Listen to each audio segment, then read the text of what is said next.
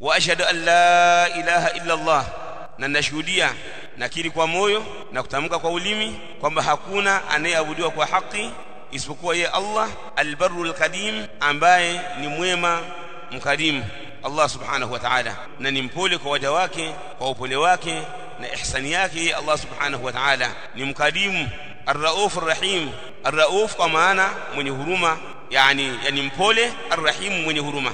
Wa ashhad anna sayyidana, na nakiri kwa moyo na kutamka kwa ulimi kwamba sayyidi wetu, bwana wetu Muhammad sallallahu alayhi wasallam, abduhu wa rasuluhu, ni mja wake na ni mtume wake sallallahu alayhi wa ala alihi wasallam, ambaye ana sifa zote za unyenyekevu, mtume sallallahu alayhi wasallam, wa habibuhu wa khaliluhu, na kipenzi chake cha hadi ya juu. Almahabba ni sifa miongoni mwa sifa za kupendwa, na alkhulla ni sifa hali ya juu. Kwa mahabba na khulla zote hizo ni kwamba ni kipenzi chake, lakini khulla ni kipenzi chake cha hali ya juu.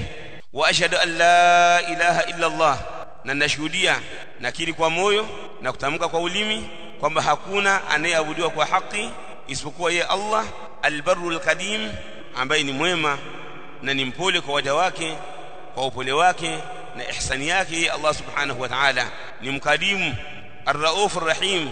Ar-rauf kwa maana mwenye huruma, yani mpole, ar-rahim mwenye huruma.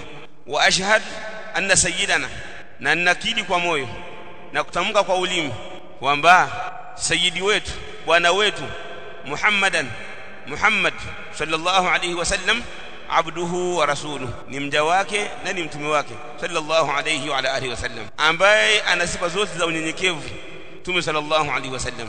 Wa habibuhu wa khaliluhu, na ni kipenzi chake. Almahabba ni sifa miongoni mwa sifa za kupendwa, na alkhulla ni sifa hali ya juu. Kwa mahabba na khulla zote hizo ni kwamba ni kipenzi chake, lakini khulla ni kipenzi chake cha hali ya juu.